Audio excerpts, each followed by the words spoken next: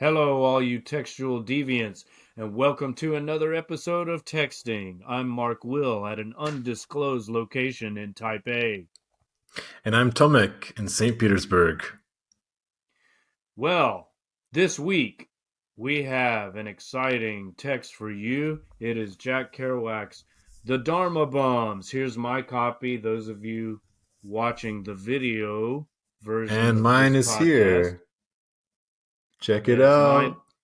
Yeah, different covers. Mine is the Penguin Modern Classics And mine is with a standard Penguin edition, I guess.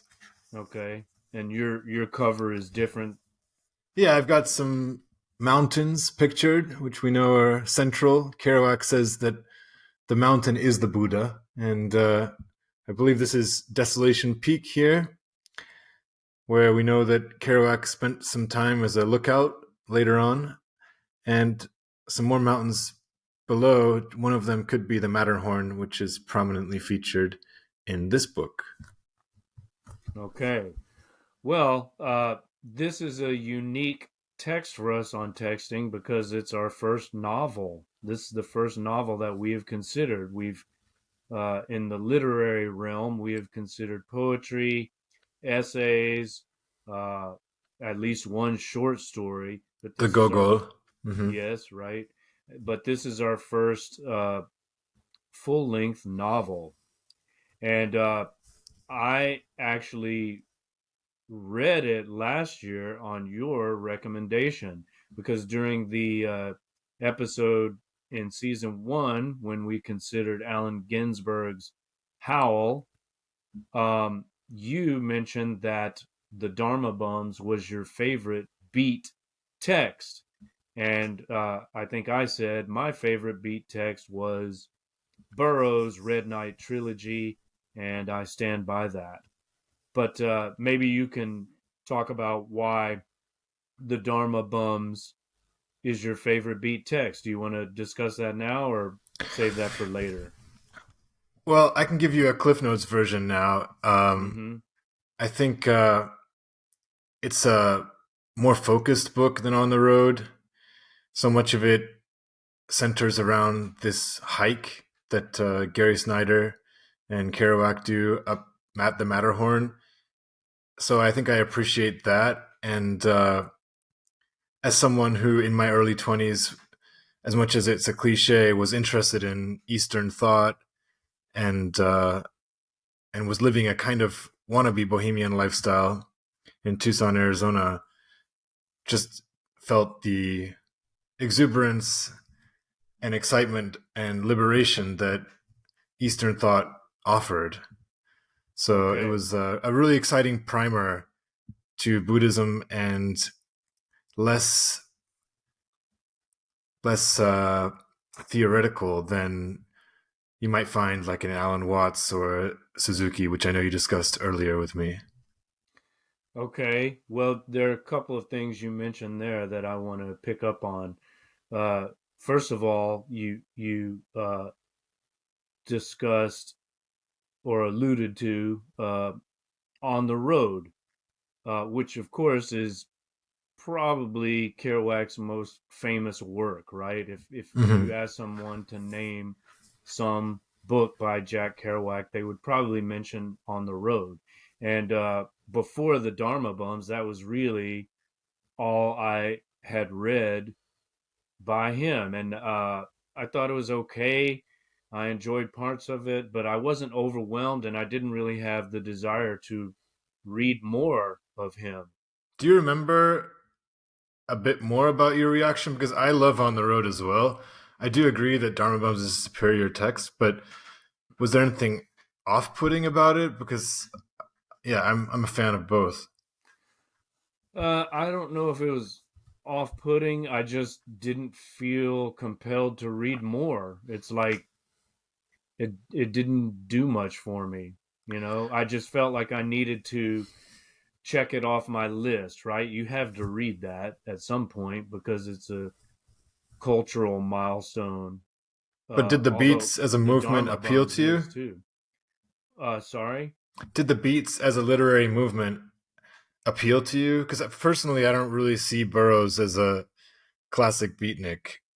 Well, he's not, and my interest in Burroughs came much later. So, no, I mean, there was Howl. That was probably the first beat text I read. Howl, as I think I mentioned in our episode on Howl from season one. Um, and then you know I read Tom Wolfe's book on Ken Kesey and the Merry Pranksters, and Kesey's Electric not, Kool-Aid acid test. yeah, and he's not a beatnik actually. Uh, Right. Last year I also read a very interesting book by Kesey called Demon Box, which we can maybe talk about another time. But he's not a beatnik. He's like the next, not necessarily generation, but the next, um, I don't know, movement after that. He's kind of Well, like he's viewing them between. more as a journalist, right? He's You mean documenting Tom them. Wolfe? Yeah, Wolf. Well, yeah, but I'm talking about Kesey Ah, sorry. in particular. Yeah, the book Demon Box is by Kesey, who, Got you. of course, is also an author. But Right. as you say, he's the subject of the author Tom Wolfe's book, The Electric Hmm. Kool-Aid Acid Test. But I'm just saying, like, and that's not beat literature. Tom Wolfe is not a beat, right? But he's writing about um not beats, but someone who has associations with them. Like Kesey was friends with Neil Cassidy, for example. Actually, he Neil Cassidy was the driver of the Merry Right. Pranksters bus. So But Kesey is more intricately linked to the beats, right? yeah, So but I mean, he's one of the characters. he's kind of like post beat, as Right. he himself would say. I mean, he's like the intermediary between the beats and, I don't know, the hippies, Right. or Right. uh, something like that, right? Right. So I'm just telling you, like, I wasn't like a beat literature enthusiast, and so, but I did feel like I should read On the Road at least, and I read it, and I thought it was okay, and I had no desire to read more. But it So was I'm on. gonna keep interrogating you. Mm-hmm. So when did you read On the Road? Any idea how old you were? Oh, it was much later. I mean, maybe I was 35 or something. It wasn't. Okay. But as I say, or as I mentioned in the Ginsberg episode, I read Howl when I was a teenager. Uh, so that was my first experience with it, and with the beats, I So I'm guess. just it's kind of curious to me that you didn't pick it up either in your late teens or early 20s because I kind of I feel know, like that's when I someone know. naturally reaches for it. Do you Well, know you know why? what I did instead? I got deeply into Hunter S. Thompson, Hmm. who is also tangentially associated with some of these same characters, right? His name crossed my mind when you mentioned Tom Wolfe because in the way that Hunter documents movements through Yeah, gonzo journalism and who's the bike gang that he wrote about? Hell's Angels. Yeah, so it's kind of like Yeah. his yeah, Well, but yeah. yeah, and his work was featured in Tom Wolfe's anthology of what he called new journalism, which is, I won't say contemporaneous with it. It's a little bit later, it's like late 60s, early 70s, and so on. But that's the direction I took. Like, after my first exposure to Ginsberg, I think I read some Norman Mailer after that, and then I got into Hunter S. Thompson. Okay, yeah, because I think for me going to university in Tucson, I feel like Tucson is a pretty beat city. Mm-hmm. I think I've told you before that I call it like a mini version of San Francisco, and it has a spirit that is absolutely, coffee shop, cactus, mescaline, Um, it's got an on the road feeling to it, Hmm. and it was crucial in my own identity as someone who's a poet in my early 20s in Tucson. I feel like, the beats were creating me in a way, right? Yeah. So you didn't, I guess, have that intimate relationship with your identity and beat. You never kind of saw yourself as some descendant of the beats or anything. No, more a descendant of the Beatles, Okay. actually. And I was thinking of that when you mentioned um, the way in which the Dharma bums introduce you to like Eastern religion, whether Hinduism, Buddhism, or whatever. And I would say it was the Beatles that did that for me. Like the the uh, the trip to India, and Right. then George Harrison's uh, use of the sitar and the introduction of Indian music into Right. Western pop music. Sure. That is what that is what triggered my fascination with Asia, I guess, which has continued to the present time. I live in Asia. I've lived in Asia for, you know, 15 years, right? I'm still here. So, But it feels well, like for a kind how of long lineage. we don't know, but um I yeah, wonder if you do you see this sorry, do you see the same kind of like lineage that begins arguably, I'm sure you could find a different route, but let's say we start with some of the romantics. I'm thinking of Coleridge and De Quincey. Then you've got your American writers like Emerson and Thoreau, who are into the Eastern thought. mhm. You could possibly, and then you've got Whitman, who leads into leads into Ginsberg potentially, Yes, and yes. so I guess I'm just saying for me, and that's always been like my strain, that my favored strain. What about for you? Um And I don't know. you mean like the Eastern Asian Yeah, aspect? the experimentation with drugs and the the kinds of philosophies that you get into when you're high, especially on like weed or ecstasy, the kind of belief systems that are natural consequences of those drugs, I would say. Okay, well, of course, that was an important influence. I mean, psychedelics in particular, right? Like Yeah, marijuana, LSD, right. uh, those were very important to Yeah, so I my guess I'm just saying it's a family that development. I wanted to belong to, you know. Okay, I see what you're saying, but Yeah. for me, it was more through music. I mean, that's how I got into Ginsberg, as I think I mentioned in that episode. I think I had read an interview with Lou Reed in which he mentioned Ginsberg and maybe Burroughs or Hubert Selby or somebody. Uh, so I think that's how I got. I mean, in general, you could say I got into literature through music. Yeah. It was through like trying to write song lyrics that I became interested in literature and reading and writing. You know. This is starting to become maybe too personal for a podcast where we're trying to talk about the text, but can't help but be curious. But you studied English literature or no in your undergraduate?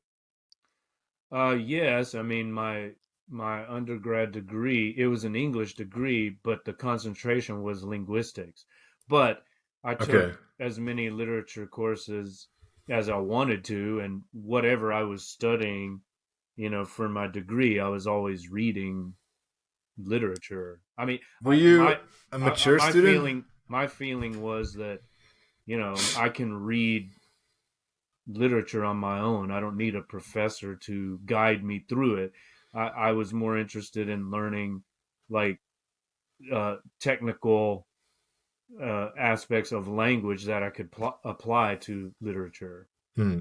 But Yeah. were you a mature student, or did you go to university at the standard age of 18? Oh, I went because I quit high school a year before my Right. peers. I was able to start taking college courses before they did, and then after studying at a junior college, I had transferred to a university. So yeah, I was. Okay, but maybe your university experience then was different to mine, right? Because like, were you living in a dorm? I mean, were you having that experience of like a lot of hanging out? Um, It's different. I mean, University of Houston is kind of a commuter school. I did live in a right. dorm. I did live in a dorm for a while, but there's not like a college town culture. Okay. Okay. It's not like where you were, and it's not like, for example, Austin, Texas, where a lot of my Right. friends went. They went to UT, University of Texas, and that is a Austin, especially around UT, is very much a college town, and that's just in Houston. It's not like that, and that is why I went there. I wanted to go be alone and just focus on studying. I didn't want the distraction of Okay. so-called university life. So yeah, I guess I'm just saying for me that relationship to the beats was so linked to where I was in Tucson. Then there's a place called Bisbee where I lived for a little while. I don't know if you've heard of it I or if you have, remember yeah, that. Yeah, which is a crazy like hippie town, and I had access to Mexico, which Kerouac talks about a lot. I yeah. had access to California, so yeah, it all felt very concrete in some way. It Hmm. wasn't too hard to visualize. But anyway, Well, let's again, I'm glad that you mentioned this as being your favorite beat text, because otherwise I may not have gone back and read this. Uh, but So what were the things that stand out for you I about the text? What adored did you it. like about it? Well, I mean, for one thing, it's kind of a like on the road, and I call the Dharma Bums on the road 2.0. It's also a kind of cultural touchstone apart from its literary qualities. I mean, we should probably talk about publication dates and so on. It was published in 1958, uh, after On the Road, and I think Kerouac's publisher was trying to capitalize on the popularity of On the Road, and that's why they brought this out uh, rather quickly. I don't know how long after On It the was less Road, than but a year. okay. So yeah, um, that he was like a hot item at the time, so maybe they wouldn't have otherwise been interested in publishing a book, a roman à clé, a novel with a key, which is what this is. Like a lot of beat literature, it's fictionalized nonfiction. I mean, you mentioned Kerouac and Gary Snyder, but actually they have fictional alter egos in the novel, right? Hmm. Like Kerouac is, let me look at the key here. Kerouac is Ray Smith, right? And Gary Hmm. Snyder is J.F. Ryder. And then Jaffe. Jaffe, Hmm. Jaffe. And then there are other beat figures. Allen Ginsberg is Alva Goldbook, Hmm. not that hard to decode, right? Right, right. Neil Cassidy is Cody Pomeray. And And even some funny things like the poem Howl being referred to as whale. there you go. And did you notice it's on page what is it? In my text, your text might be different. On mine, it's on page one. Oh, let me find it here. It is different because I painstakingly looked up every quote that Oh, you've you put in the did. notes Okay, and I okay. highlighted it. I see. Well, in my text is page 135, did you notice that the Ray Smith character calls Jaffe Gary? There's like a lapse in Ah, interesting. the or maybe I don't know if that was in the original or not. Maybe that's a typo in the Penguin Modern Classics edition. But Jaffe is Ray Smith, the Kerouac character, calls Jaffe, the Gary Snyder character, Gary at one Yeah, I point. found it. So, and Gary was waiting for me at the shack, There right? you go. Hmm. So that is an interesting lapse that reinforces the notion that these are indeed, real life characters that have just been fictionalized. Right, right, So this is characteristic of other beat works, including one that I don't know if it's specifically mentioned in the Dharma Bums, but I know that while I was reading the Dharma Bums, I came across this other text, which I would like to read. It's called Go by John Cleland Holmes, whom I had never heard of. But in 1952, he published this novel, which is thought to be like the first beat text or one of them, the first hmm. beat novel for sure. And it too apparently is a roman à clef. And there's a Kerouac character, there's a Ginsberg character, I think there's a Wow, Burroughs character, and so on. So Go, interesting. Go by John Cleland Holmes. That's a text I would like to read at some point. Cool. Yeah. So, what else do we want to touch upon before we like discuss our favorite quotes and passages and so on?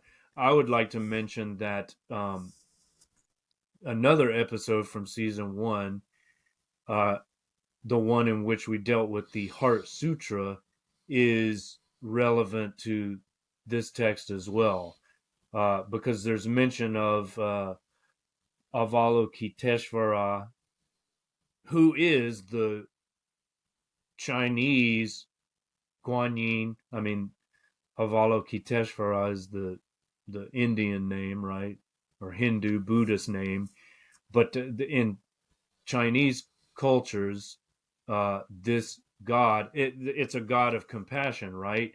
Um, and typically male, but in Chinese cultures, this god is actually a goddess. Is considered female. This is Guan Yin, and she is the one associated with the Heart Sutra. So when it was translated into Chinese, this masculine god of compassion was associated with the Chinese goddess of compassion, Guan Yin, and she's the focus of the Heart Sutra. But Interesting. in the Dharma Bums, we've got the Hindu Buddhist version, Indian version, let's say, mentioned several times. And in fact, he says, compassion is, I've highlighted, compassion is the heart of Buddhism, right? So this God of compassion is very important. Compassion is the guide star. So compassion is a very important theme.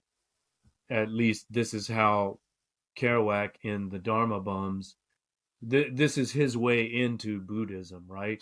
And other Buddhist specialists they weren't impressed with his knowledge of Buddhism. You know that, right? Like Alan Watts criticized it. I think Snyder himself said, "Yeah, you just misunderstood everything."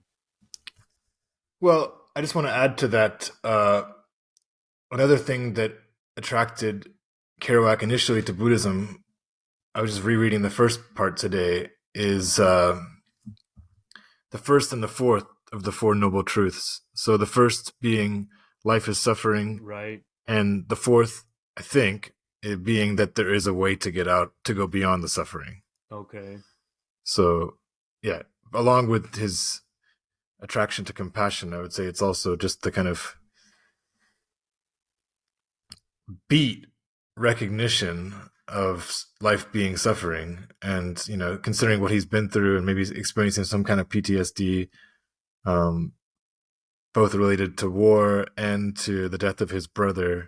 Maybe that was a particularly resonant message for him. Well, and the But need anyway, or the desire to find a way out, right? right, right. But what's the war experience?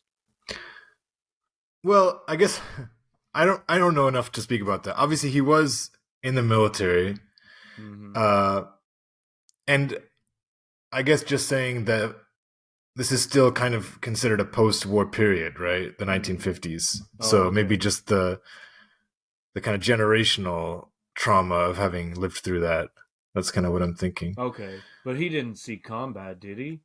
I don't think so. Yeah, Okay. I don't But think so. he did do some time in the military. Right. Yeah. But I mean it's quite unique as a text in that here is the first attempt to fictionalize this new excuse me, this new interest in Eastern Asian religion in the West. I mean, not there were some precedents, right? Like when the Sanskrit texts were discovered. Well, Uh, I mentioned some of them too, right? I right, mean, right. But we could go back further, like to Schopenhauer, who was very right. much influenced by Indian and Buddhist, Hindu and Buddhist thought, and But again, said, Emerson and Thoreau, right? yes, They were Emerson and reading. Thoreau as well. That's right. That's right. But again, Emerson and Thoreau were also, you know, that's roughly the same period as Schopenhauer, I guess, and that's soon after the discovery of all of these ancient, or let's say that not the discovery, they were known in India, right? But the discovery by Europe Sure, and the sure, West of these sure. texts, and then the realization, linguists realize, oh, you know, the ancient Vedas, these Vedic texts are related linguistically to the Greek and Roman classics. Like Sanskrit is related. There's an Indo-European language family, and Hmm. and Sanskrit is related to Greek and Latin. Which I guess gave the West and Europe the uh, justification for giving them serious attention, right? It's like, oh well, they're they're like us in a way, and so it's okay for us to explore them and study them Hmm. and not be considered like obscurantists. But either way, I don't mean to take away from the fact that Kerouac is critical, especially for his time, as you were saying, for introducing Buddhism to the mainstream and doing it in a pop culture aesthetic, Mm-hmm. right? In a chatty language, fusing it with jazz and with the drugs that were popular at the time, whether it's marijuana or benzodrine. Mm-hmm. Um, so he was Amphetamines, doing it. Pardon? amphetamines, speed, Yes. basically. So he was doing it in a non traditionally monastic way, and he was. It was more like an addition. It's like It was a accompaniment to a lifestyle that included partying, um, traveling, and exuberance. Mm-hmm. Right. Well, So and he's that's also, different. I mean, he was also struggling with alcoholism all this time Hmm. and throughout his life, right? So while he's calling himself an old time bhikkhu in modern clothes, that's bhikkhu being like a beggar or Mm. A wandering a ascetic. mendicant monk, right? Right. He's also, as you say, partying, and this is something that the book taught me I didn't know about before, playing yabyum, right? And I think Snyder criticized him for this. So to play yabyum, that yabyum is like sacred tantric sex. right? But Hmm. but you know, the, he's designating it as Yabyum, but I think Snyder felt like he wrongly appropriated that term for just casual sex. It wasn't actually the sacred tantric sex. You That's a know what I tricky one, mean? yeah, because I don't think Snyder should get too uppity about that, though, because if we trust Kerouac's description, Snyder's clearly just having a good time as well. I mean, both and, I would say, No, as I you agree. say. I'm not saying I endorse Snyder's position. Sure, I just think Snyder, yeah, should give Kerouac more credit, and that Kerouac is also trying to approach it in a semi-spiritual way. Well, and I don't agree with any of those people who were shitting on him for not being knowledgeable enough, you know? That's his I agree way. with you. He can he can get into it however he wants. And actually, I don't know if he says it in the Dharma bums, but he did say it later. You know, he's always been basically a Catholic or a lapsed Yeah, Catholic. yeah. And so he his exploration of Hinduism and Buddhism, you know, it's a sort of outgrowth of his lapsed Catholicism. He's looking for something else, just like Ginsburg gets into it through his lapsed Judaism or whatever. And I would say Kerouac does put in a lot of work at that time. I mean, he's spending hours with a lot of these texts. Absolutely. Reading a chapter of the Diamond Sutra every night or every day. He has the 60 odd days on Desolation Peak living alone, which is a very like monk like activity. Mm-hmm. There were various points where he went back home and was meditating for long periods in the forest. I mean, I think he's got credibility. Is not like super casual in the way he approached it. I agree. I agree. Yeah, I think even though I like Alan Watts very much, and I've read some DT Suzuki. Um, I don't know if Suzuki specifically criticized him, but Watts did. Watts did, and there's an Alan Watts character in the Dharma Bums. right, You know that, right. right? Arthur Yeah, Wayne, and you know, Watts didn't like Kerouac personally. Was not impressed with his literary work. That's fine. You know, I it is can. fine, but it's a bit of a shame because the way, as you said, I generally feel an affinity for Watts too, and he doesn't come off as someone who is judgmental or snobby. So it's a pity that if that is true, that he was dismissive of Kerouac, Yeah, because you'd think that he'd have a big enough heart to open up to see what Kerouac was doing and see that it seemed genuine. yeah. Well, maybe it's been overhyped by other people. You know, a lot of these so-called rivalries and feuds are bullshit. It's like other people are just talking, trying to make something out of it, but the two individuals involved, you know, Possibly, but Kerouac seems like he was legitimately very insecure and suffering a lot of crises of confidence related to his fame.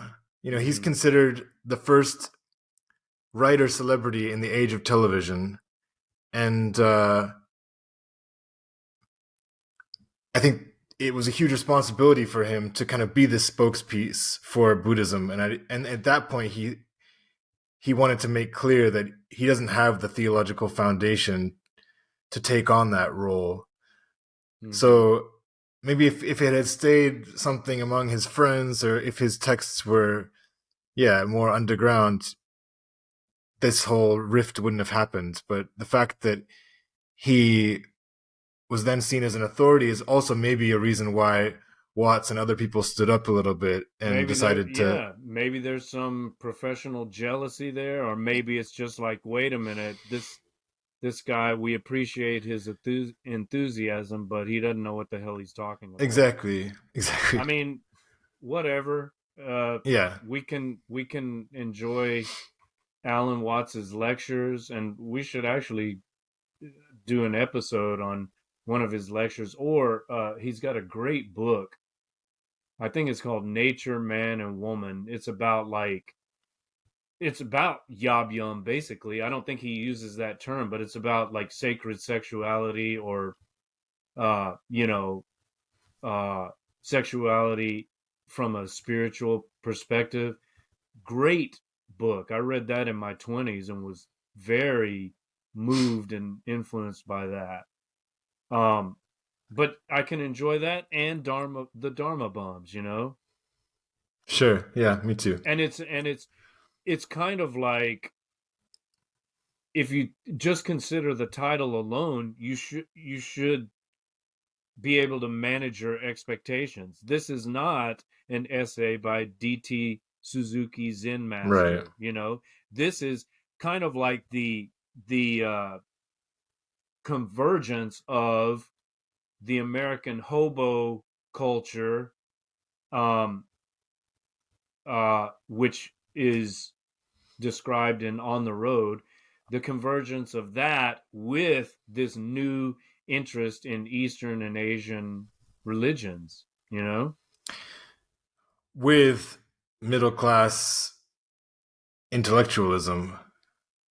Okay, Well, in the sense that, these guys who are like guys like Kerouac and Ginsberg, they met at Columbia, right. and Snyder himself. I mean, I guess Snyder, I think, was a bit more nature and rustic working class, but But he went to school too. He studied, and yeah, yeah, right. and not only in, I think it was Oregon, but he later went and studied in Japan, Yep.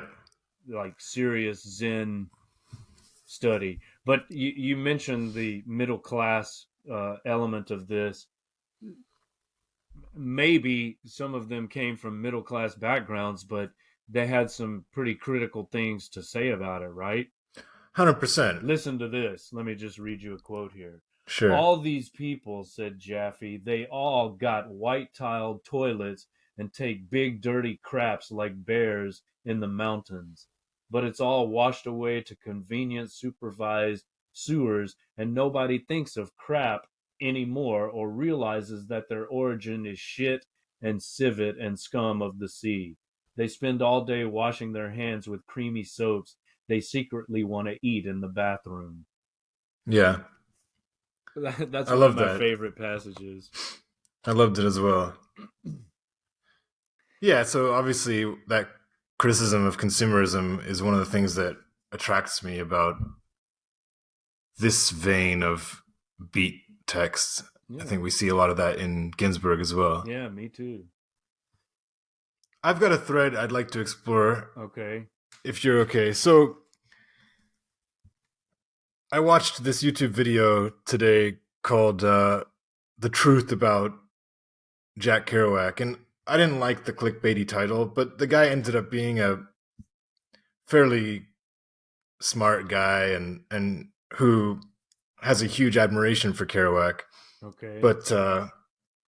But his quote unquote truth about Kerouac is that we need to be very cognizant of Kerouac's eventual demise, and he thinks that young people who read books like Dharma Bums or On the Road and follow that formula, they're in for a bad way, basically, because he he sees Kerouac's later years as a direct result of this initial buzz of activity, and so I wonder what we think the connection is between Kerouac's early years and his eventual demise. Can they be linked causally, or is it more like he had a predisposition to drinking I think and it's that. I mean, I'm not an expert. I don't know enough about his biographical details, but that's the first thing I was thinking while you were mentioning this.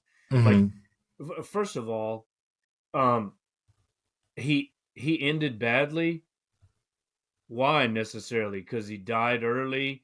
I mean, look at what he No, I left. think he did. No, he did end badly. He was miserable, and he Okay, was but look at what he left. How many books did he write? You know. right. But I think happiness is. I always say that happiness for me is. I know you maybe don't agree with me on that, but happiness trumps Well, all, I pretty don't. much. Well, I don't. Okay, yeah, I don't think I would co-sign that statement.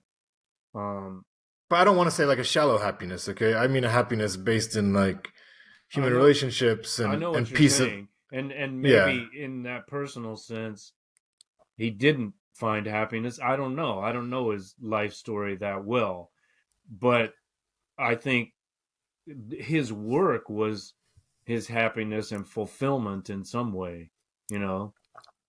Okay, I'm gonna counter that with some stuff. First of all, like in relation to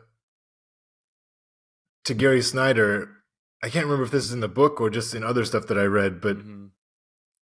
he was embarrassed to even go meet Snyder a couple years after this experience because he had strown so far from the path that he attempted to be on with Snyder, where he was really embracing Buddhism and kind of a healthier lifestyle, and he just became more jaded.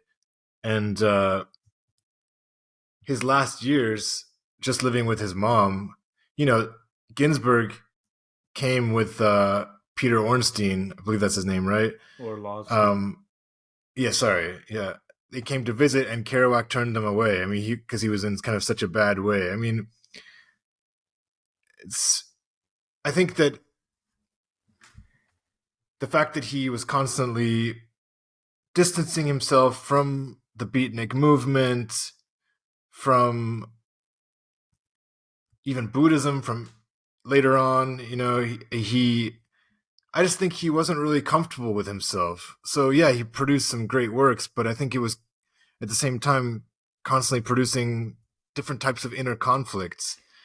Well, but it was those inner conflicts that allowed him or inspired him or enabled him to create those works. No, he's a great artist. He's a great artist. I'm just saying, if we're looking at this as a type, this is like a kind of spiritual tract almost, Dharma Bums, right? Mhm. So I agree with you. I don't think we should link them. I don't think we need to say, oh, this kind of lifestyle, this kind of spiritual quest led him to being jaded and the fall. I think if anything, what's being prescribed in Dharma Bums is really helpful for people and would be really helpful. And the ideas and the attitudes and the generosity of heart, I think it's all good stuff. Mhm. So I guess I want to just counteract or counter what was said or that view, because I think that's quite a commonly held view. Is like Kerouac had this appearance on, was it? I think it was also Buckley's show, right? That we talked about Ginsberg's appearance on Yeah, William firing Buckley's line. show. Yeah, and Kerouac was also on there, and apparently he showed up quite drunk, and It's obvious if you watch the clip. He's completely loaded. His face is all red. He's slurring his yeah, and speech.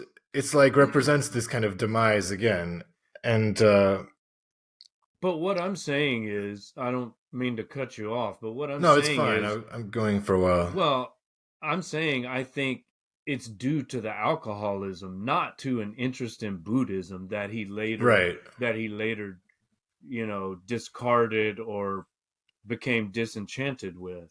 I think that was right. an important part of his journey, and maybe in the end he returned to some kind of Catholicism. I mean, he basically said as much, didn't he? Like that even my interest in later, he said even my interest in Buddhism was kind of an outgrowth of my Catholicism. That's fine. But But it's just a pity, right? It's a pity well, that he became sure. kind of like a bah humbug character. Okay. And thinking of like my passion for Salinger as well, It's another guy who, I mean, Salinger's works are less optimistic. Hmm. Like Holden's pretty jaded, but Salinger was also interested in Eastern thought and weaves that in. And but he ends up alone, and who knows? Maybe he was happier than Kerouac. But yeah, I'm just saying it's depressing to see these types of eventual states that some of our heroes take up. You know, like why couldn't they live that message? Why couldn't they continue to live that Well, spirit? we don't know for sure that they didn't. We don't know. Maybe we can see that they're, We you can know, surmise. emotional wrecks to some extent, but every day, uh, 100% of the time, like, we don't know what they're experiencing. Maybe they have their moments of happiness and bliss, and like all of us, they Sure. experience their ups and downs. We don't know.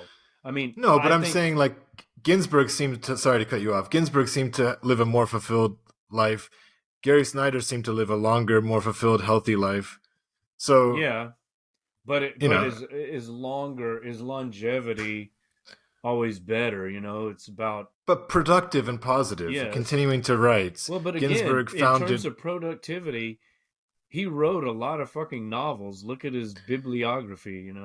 Okay, but living long is also, I would say, a sign of it can be is a positive I'm thing in with you terms of there, like your man. lifestyle. I don't want to be I don't want to be Icarus. I don't want to, like, be the youth who flies too close to the sun and then falls in the sea and perishes. I don't want that for Right, myself, but right. those who, those who live that fate, I can see the beauty in that as well, like a John Keats or someone, or to some extent Kerouac himself, or I don't know. As you were talking about Kerouac, for some reason I was thinking about Sid Barrett of Pink Floyd, right? Like, who was the driving force behind the band, basically for the first album, and then had like a schizophrenic breakdown after taking too much LSD. Although he was predisposed to schizophrenia before, you can't just blame it on the acid, right? Okay, I But mean, I'm that's horrible. That's sad, and he deteriorated mentally and physically too, and died early. Um, but we also still have the songs that he wrote, and we can still watch video clips of him when he was a young, you know, almost like a young Greek god. Yeah, so I agree. If we're talking about Kerouac as an artist, I 100% agree. Then the only reason I'm bringing this up in like a second lens is the fact that this, as I said, is kind of like a spiritual tract, and so and many people are kind of seeing Kerouac with in a guru role.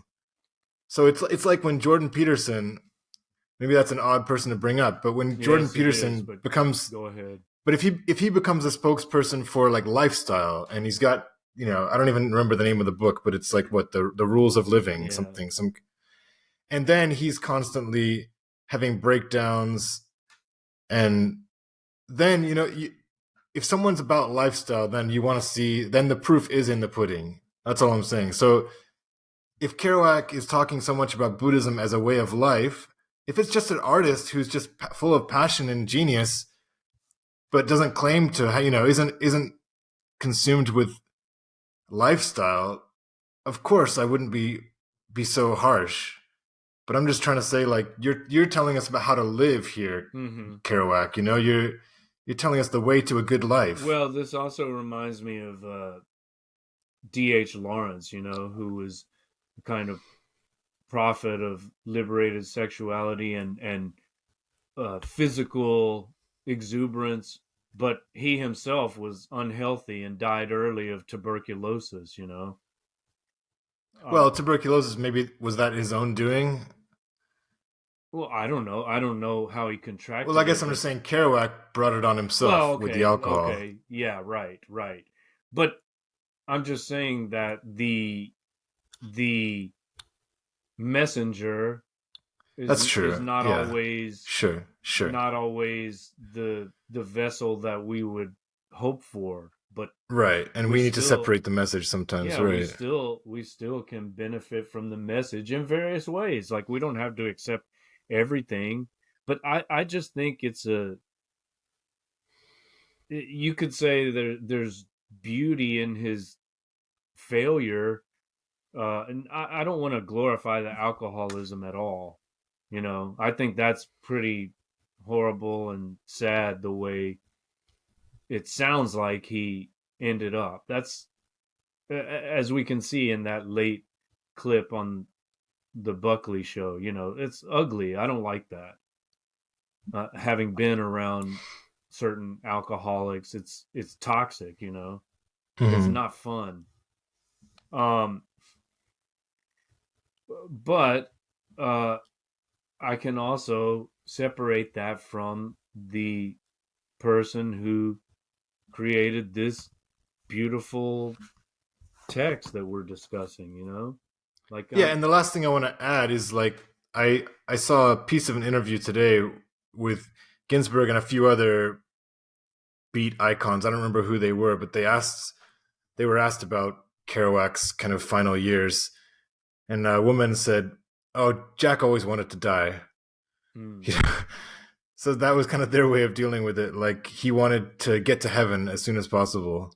hmm, I mean, maybe that's a strange take, but as you said, it's all linked. So that part of him is also what created this younger prophet, hmm.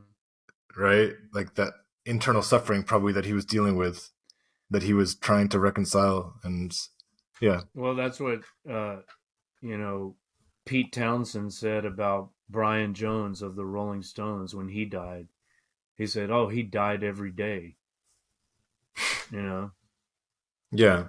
or whatever. Any of those members of the 27 Club that we talked about before, Right. Kurt Cobain, you know, uh, I think it was Keith Richards who said, "Oh, it sounds like this guy from Nirvana had a death wish," which is, it sounds pretty harsh and insensitive, but maybe there's something to it, you know.